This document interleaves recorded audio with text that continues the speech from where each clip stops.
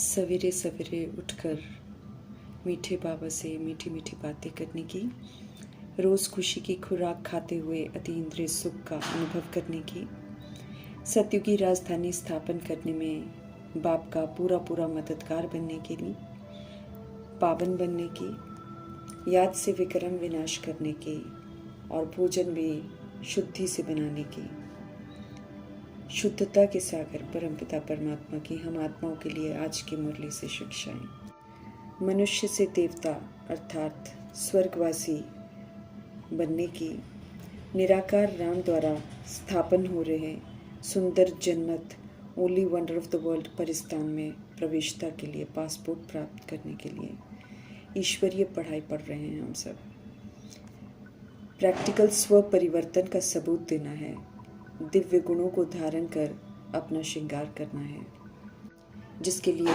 Supreme teacher सुंदर विधि को वरदान के रूप में स्वीकार कर फलीभूत करने की समझ दे रहे हैं। ड्रामा के राज को स्पष्ट करते हुए भूल भुलैया के खेल में विस्मृत हुई आत्माओं के एक्ट्स के प्रभाव से मुक्त रहते हुए संतुष्ट रहना है। समझना है कि सब परवश हैं, इसलिए सब पर रहम करना है। जब तक संतुष्ट नहीं रहेंगे दिव्य गुणों को हम धारण ही नहीं कर सकेंगे। विस्मृत हुए टेढ़े बांके पाठ को देखते हुए शांत संतुष्ट रहकर दिव्य गुणों को धारण करते हुए उनको दिव्य गुणों का सहयोग देना है और विस्मृति से स्मृति की ओर वापस लाना है। ये ऊंचा कर्तव्य हमें करना है। समझ देते हैं कि दिव्य गुणों का आह्वान करेंगे तो सर्व अवगुणों की आहुति स्वतः ही हो जाएगी। स्पष्ट करते हैं वरदाता परमपिता परमात्मा कि जैसे दीपावली पर मनुष्य आत्माएं विशेष सफाई और कमाई का बड़ा ध्यान रखती हैं, ऐसे हम सब भी अब सब प्रकार की सफाई अर्थात पुराने संस्कार, नकारात्मक यादें, निंदा आलोचना की बातें, ईर्ष्या द्वेष पक्षपात विचारों की बातें, मतभेद की बातें, इनकी सफाई कर आत्मा को साफ बेदाग बनाते हुए सच्ची कमाई का लक्ष्य रख अर्थात सत्यता दिव्यता की सभ्यता को धारण कर संतुष्ट आत्मा बनने का ध्यान रखना है। बिगड़े हुए सिस्टम को श्रीमत प्रमाण सुधारने का सहयोग देने से ही हम सब संतुष्ट रहेंगे। संतुष्टता द्वारा ही सर्व दिव्य गुणों का हम सब आह्वान कर सकेंगे। शिकवे शिकायत करेंगे तो न खुद संतुष्ट रहेंगे और न औरों को संतुष्ट कर सकेंगे, बल्कि उन्हें भी असंतुष्ट करेंगे और अवगुणों की आहुति देने की जगह अवगुणों को और भी बढ़ाने में निमित्त बन जाएंगे। जो हुआ सो हुआ या फिर जो हो रहा है सो हो रहा है, उसे नॉलेजफुल होकर बिंदी लगाकर अंदर की रही हुई कमजोरियों को, कमियों को, निर्बलता को, कोमलता को समाप्त कर हमें अब नया खाता शुरू करना है। नई स्मृतियाँ, नए संस्कारों के नए वस्त्र धारण कर हमें तो सच्ची दीपावली मनानी है। संतुष्ट आत्मा भव का वरदान प्राप्त करना है। स्वमान अर्थात मीठे परमात्मा से मिला हुआ आत्माओं को मान, इस पर हमें सदा सेट रहना है। तो मीठे परमात्मा समझ देते हैं कि दृढ़ संकल्प की बेल्ट को अच्छी तरह से बांध लो अर्थात दे अभिमान की इस दुनिया में जहाँ स्वमान की सीट से उतारने के लिए अनेक लोग आएंगे, परंतु हमें डिस्टर्ब होना नहीं है, बल्कि स्वमान की स्मृति स्वरूप में रहते हुए, प्रभाव मुक्त रहते हुए, सभी को स्वमान में देखते हुए स्वधर्म का सहयोग ही देना है। किसी से कुछ पाने की चाहना नहीं रखनी है। अभिमान और अपमान से हमें अपने आप को दूर रखना है। स्वयं और सर्व के प्रति मनसा के द्वारा योग की शक्तियों का प्रयोग करना है। शांति की शक्ति अद्भुत शक्ति है, परमात्मा के साथ की शक्ति है, सदा शुद्ध शुभ संकल्प की शक्ति है। इसका प्रयोग पहले अपने प्रति फिर अपने तन की व्याधि के ऊपर करने की समझ दे रहे हैं। मीठे परमात्मा कहते हैं प्रयोग करके देखो, अद्भुत रिजल्ट निकलेंगे। समझ देते हैं कि इस शक्ति के द्वारा कर्म बंधन का जो कड़ा रूप है वो शुभ संकल्पों से और परमात्मा के संग से मीठे संबंध के रूप में बदल जाएगा। साक्षी होकर अपने कर्म इंद्रियों के सारे हिसाब किताब चुकता करवाएंगे तो खुशी खुशी कर सकेंगे। कर्म भोग कर्म का कड़ा बंधन है जिसे सेटल करने में कष्ट होता है, लेकिन जब साइलेंस की शक्ति से इसे सेटल करेंगे तो ये पाने की लकीर मिसल अनुभव होगा।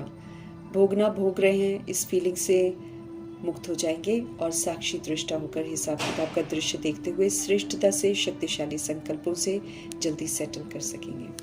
अविनाशी ईश्वरीय ज्ञान है, वंडरफुल गॉडफादर वंडरफुल विधि से पढ़ाते हैं ताकि हम आत्माएं इसे सहज समझ सकें। भले छोटे छोटे शरीर में कोई हो या बड़े शरीर में हो, गॉडली यूनिवर्सिटी में सभी आत्माओं को निमंत्रण है। कोई धर्म, कोई जाति, कोई आयु का भेदभाव नहीं है, कोई हठ क्रिया नहीं है यहाँ पर, कोई कठिन भाषा नहीं है यहाँ पर।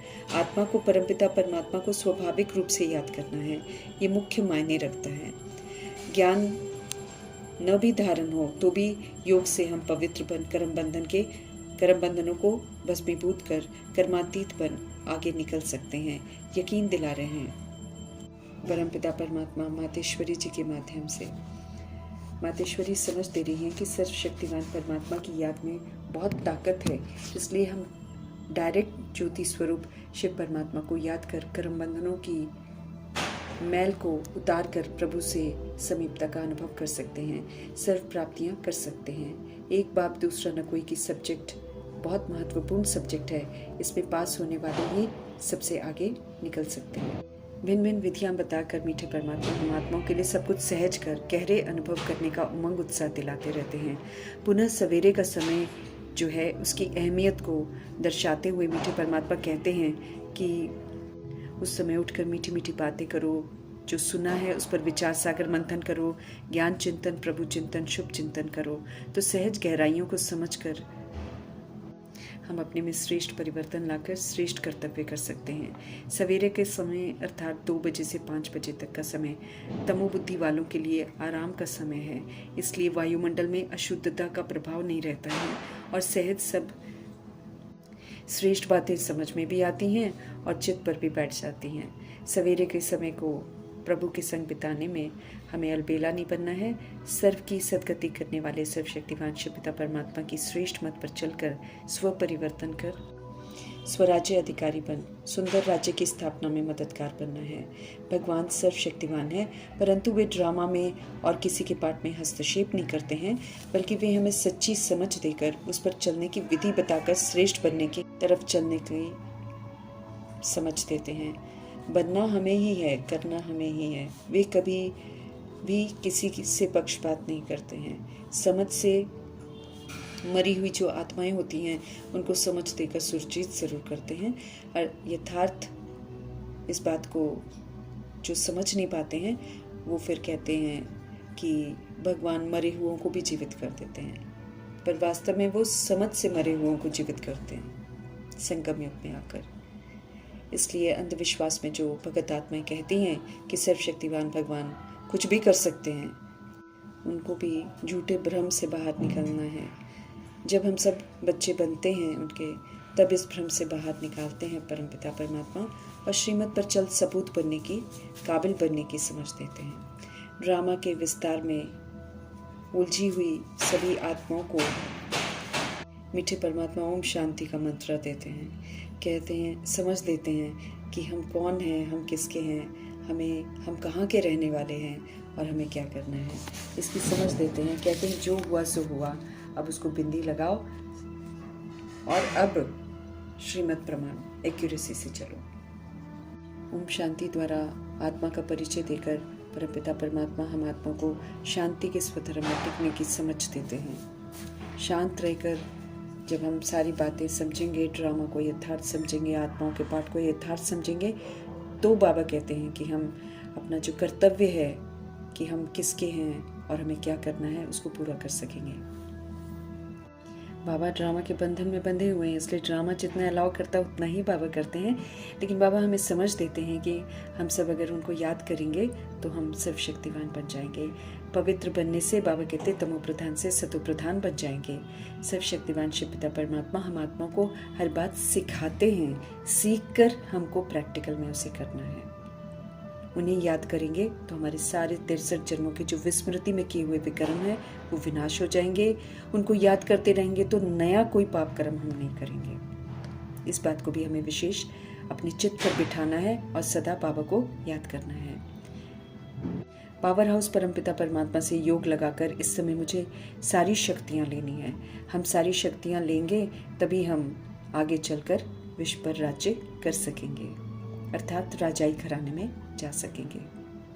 स्पष्ट करते हैं कि शक्ति योग से ही मिलती है, और ये जो योग है देह के भान और देह रूपी चमड़ी से बाहर निकलकर उसके भान को साइड करके फिर अपने को आत्मा समझकर परमात्मा से कनेक्ट होना, यही तो प्राचीन योग है।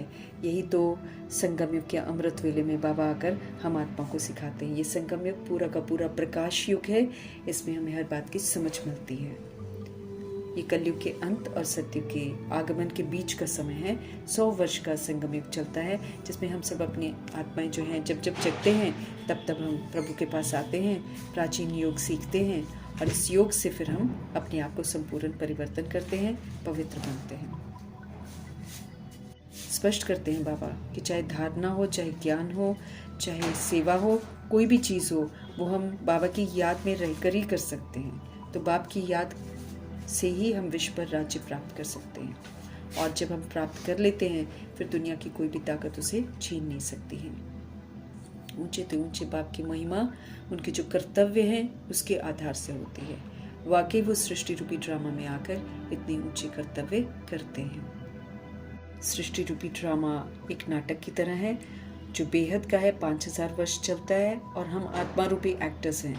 इस बात की समझ बाबा आकर हमको देते हैं। जब तक वो नहीं बताते हमें मालूम ही नहीं चलता कि ये एक नाटक है। अब नाटक में वैरायटी लोग हैं, तरह तरह के पार्ट हैं। कोई विलन का पार्ट करेगा, कोई हीरो का पार्ट करेगा। हीरो पार्टधारी तो बाबा आकर बनाते हैं, लेकिन उसके लिए हमको पहले ज़ीरो बनना है, पुराने से पूरा मरना है, तब जाकर हम हीरो पार्ट बजा सकते हैं। श्रीमत पर चलना मतलब हीरो पार्टधारी बनना। नाटक के आदि मध्य अंत को बुद्धि में रखते हुए अब हमको पार्ट बजाना है, ताकि इस नाटक में जो गलतियां करी हैं वो अब हम रिपीट न करें, और अपने अनादि आदि विशेषताओं को याद करते हुए अनादि सतोगुणी स्वरूप भी धारण करें और आदि देवताई स्वरूप भी धारण करें। हम सभी आत्माएं पार्ट बजाती हैं और फिर हम आत्माओं में रिकॉर्ड भी हो जाता है। इसीलिए इसे बना बनाया अविनाशी ड्रामा कहा जाता है। चूँकि हम मरते नहीं हैं, हमारा पार्ट भी मरता नहीं है, लेकिन फ़र्क सिर्फ इतना है कि हम भूल जाते हैं कि हमने पहले क्या किया है। तो फिर बाबा हमको स्मृति दिलाते हैं, अच्छी एक्ट सिखाते हैं, ताकि हम अच्छी एक्ट करके अपना अच्छा भाग्य बनाएं। ये जो ड्रामा हम बनाते हैं ये हूबहू फिर रिपीट होता है, इसलिए बड़ा सोच समझ कर पाठ बजाना है। सुखधाम के लिए श्रेष्ठाचारी बनना है, इसीलिए ज्ञान का विचार सागर मंथन करना बहुत ज़रूरी है, क्योंकि हमको क्वालिफाई करना है।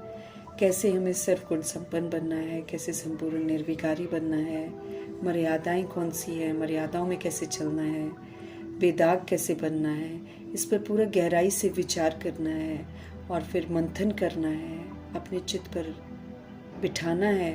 तभी वो शक्तियाँ भी इमर्ज रहेंगी, गुण भी इमर्ज रहेंगे, जिनको यूज़ करना है प्रभाव मुक्त रहते हुए। क्योंकि दुनिया वायुमंडल तो दुखधाम का है, कलयुग का है, झूठ खंड का है। इस झूठ खंड में रहते हुए सचखंड के लिए लायक जब हम बन रहे हैं तो सच्चा पाठ बजाना है।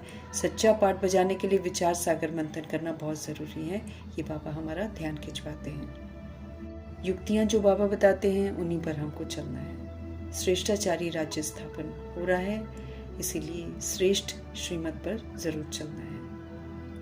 परमात्मा पर कुर्बान जाकर उनकी गोप गोपिका बनकर अति इंद्रिय सुख का जो भाग्य मिलता है संगम युग में, उसको भी प्राप्त करना है। स्वर्ग का मालिक बनना है। रावण रूपी देह अभिमान को, रावण रूपी कमी कमजोरियों को, रावण रूपी विकारों को यूज नहीं करके उस पर जीत प्राप्त करनी है। ये विधि है। बहुत काल तक उसको यूज नहीं करना है, तब विजयी बनेंगे। और एक बार रावण पर जीत पा ली तो फिर हम पावन बन जाएंगे। समझ देते हैं मीठे परमात्मा कि हम सब सुखधाम के राही हैं। अब हमें दुखधाम को छोड़ना है और सुखधाम में जाना है। याद में रहकर यादगार बनानी है। दिन पर दिन दुनिया में तमो प्रधानता बढ़ती ही जाएगी, लेकिन उसको न देखते हुए हमें पुरुषार्थ करना है सतो प्रधान बनने का। मन मनाभव होकर रहना है, मन सदा प्रभु में लगा रहे तो हम फिर सतो प्रधान बन जाएंगे। बाबा ने हमें जगाया है तो अब हमें भी विचार करना है कि कैसे हम सभी को प्रभु का परिचय दें। तो उसके लिए सवेरे सवेरे प्रभु से शक्तियाँ लेनी है और सवेरे सवेरे टचिंग भी होती है कि किस विधि से हम आत्माओं को जागृत कर सकते हैं। विचार सागर मंथन करने का उच्चतम समय है अमृत वेला। ज्ञान का तीसरा नेत्र हमको मिला है, अब इस समझ के नेत्र से हमको चलना है। और जो सच्ची मुरली है, ये सत्यनारायण की कथा है, इसको जब हम अमल में लाएंगे तो हम नारायण के घराने में जाएंगे। और साथ में ये अमर कथा भी है, तो इसे निद्राजीत होकर सुनेंगे और अमल में लाएंगे तो फिर हम अमरलोक में जाने का हक भी प्राप्त करेंगे। तो ये तीनों रूप से कथाएं जो है वो बाबा सुनाते हैं। भक्ति मार्ग में फिर दंत कथाएं बनाकर उनको नाम तीजरी की कथा देते हैं, सत्यनारायण की कथा कहते हैं और फिर अमरनाथ की कथा कहते हैं। तो ये भी बड़े युक्ति से सभी आत्माओं को बताना है। इसका भी बाबा कहते खूब विचार सागर मंथन करो।